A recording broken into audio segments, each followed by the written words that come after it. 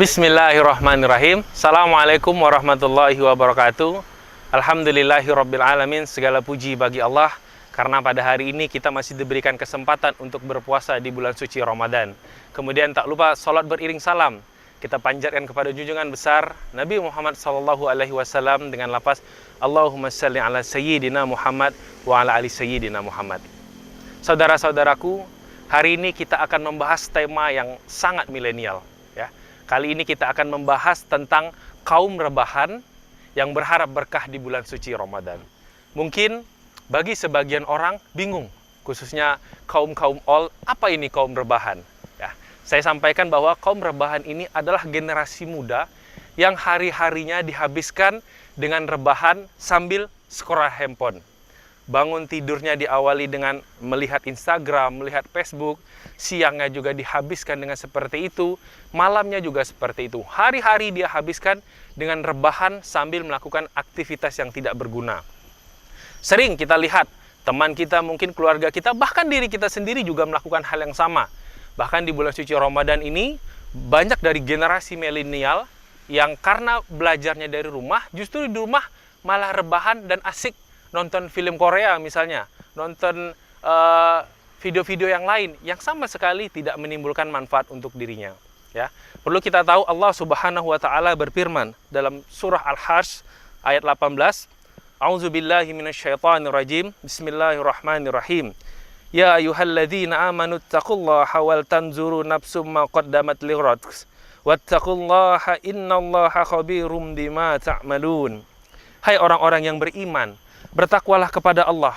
Hendaklah setiap diri memperhatikan apa yang diperbuatnya untuk esok. Dan bertakwalah kepada Allah, sesungguhnya Allah Maha mengetahui apa yang kamu kerjakan.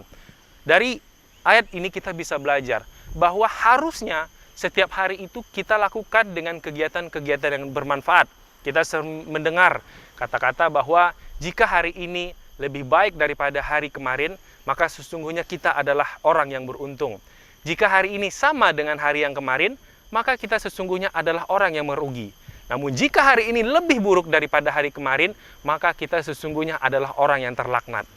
Tentunya kita bisa memahami hal tersebut bahwa dalam kegiatan hari-hari kita haruslah lebih baik daripada hari sebelumnya. Dalam ilmu psikologi bisa kita pahami, kebiasaan yang sering kita lakukan itu adalah hal yang 90%-nya memang rutinitas kita lakukan. Sehingga untuk merubah hal tersebut tentunya tidak mudah, karena sudah tertanam di otak kita. Maka misalnya biasanya bangun tidur kita hanya membuka handphone, itu untuk merubahnya menjadi membuka Al-Quran sangat sulit.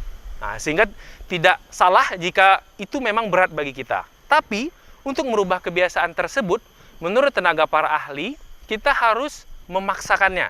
Kita harus memaksanya supaya nanti hal yang sulit itu dan hal yang berat itu akan menjadi kebiasaan bagi kita. Ya, sering kita dengar, mohon maaf, orang tidak sekolah itu sukses. Sering kita dengar, mohon maaf, orang yang disabilitas itu sukses, tapi belum pernah kita dengar orang yang malas itu menjadi sukses. Tidak hanya sukses untuk dunia, tapi juga sukses di akhirat. Seharusnya di bulan suci Ramadan ini, kita itu sudah punya list bahkan jauh sebelum memasuki bulan suci Ramadan. Misalnya, dahulu kita itu hanya mampu menghafal, dahulu kita hanya mampu menghatamkan 1 kali Al-Quran. Tahun ini harusnya kita punya list supaya kita bisa menghatamkan 2 kali hataman Al-Quran. Begitupun untuk sholat kita, begitupun untuk kegiatan sedekah kita, begitupun untuk kegiatan-kegiatan kita yang lainnya. Sebagai generasi milenial, kita tidak boleh berkecil hati, karena zaman dulu sahabat baginda Rasulullah itu banyak sekali generasi-generasi milenial. Ya, kita sebut saja sebuah kisah ya yang pernah terjadi di zaman Nabi Muhammad SAW. Sa'labah radhiyallahu anhu itu merupakan sahabat Nabi yang hidup pada zaman Rasulullah. Saya harap kita bisa memetik manfaat dari kisah ini. Pada waktu itu Sa'labah ini tidak sengaja ya itu berjalan di padang gurun, karena pada zaman itu orang mandi itu di gurun pasir. Jadi tidak seperti sekarang kita punya toilet atau tandas masing-masing di rumah. Pada zaman itu orang mandi di gurun pasir. Sehingga pada satu ketika adalah seorang perempuan yang sungguh terkenal cantik ya, itu sedang mandi di gurun tersebut. Nah, di gurun tersebut biasa ke zaman dulu itu tempat mandinya ditutupi oleh ya batang-batang kurma. Kalau sekarang bisa kita imajinasikan itu batang-batang kelapa ya, sehingga kita mungkin masih bisa terlihat celah-celahnya.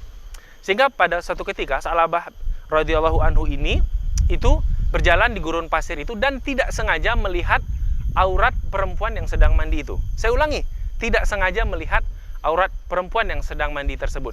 Sehingga tiba-tiba Sa'labah ini merasa dirinya penuh dosa. Sehingga tiba-tiba dia merasa hatinya seperti ditekan. Dia merasa tubuhnya seperti diremuk-remuk. Dan dia sangat menyesali kejadian tersebut. Dan perlu dicatat, itu tidak sengaja. Sehingga dia mengasingkan diri ke gunung di Madinah pada saat itu. Dan dia menangis. Di sana dia sejadi-jadinya memohon ampun kepada Allah. Dia juga sholat di sana, makan di sana. Setelah 40 hari, tiba-tiba malaikat Jibril datang kepada baginda Rasulullah SAW untuk mengatakan bahwa Rasulullah, ada seorang hambamu yang taubatnya telah diterima. Namanya Sa'labah radhiyallahu anhu. Sehingga Rasulullah pada saat itu memerintahkan kepada sahabat untuk memanggil Sa'labah yang saat itu berada di gunung di atas Madinah. Singkat cerita, Sa'labah dipanggil.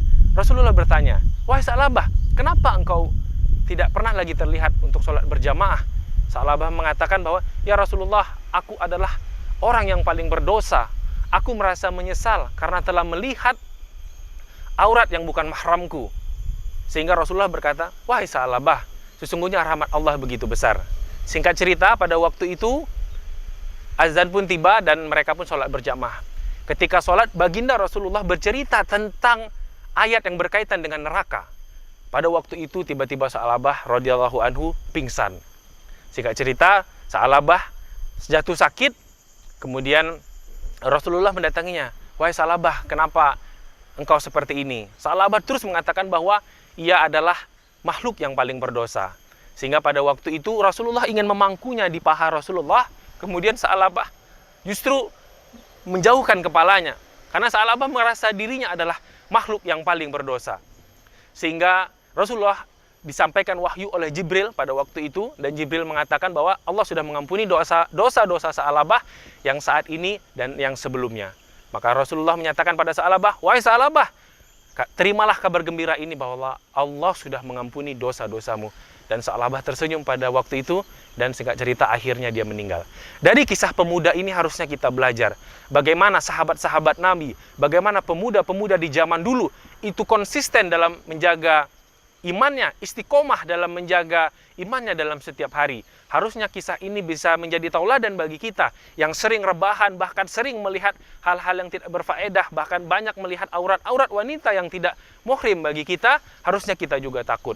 Ya, kisah tadi harusnya bisa jadi tauladan bagi kita semua, supaya kita semua menjadi muslim milenial yang lebih baik daripada sebelumnya.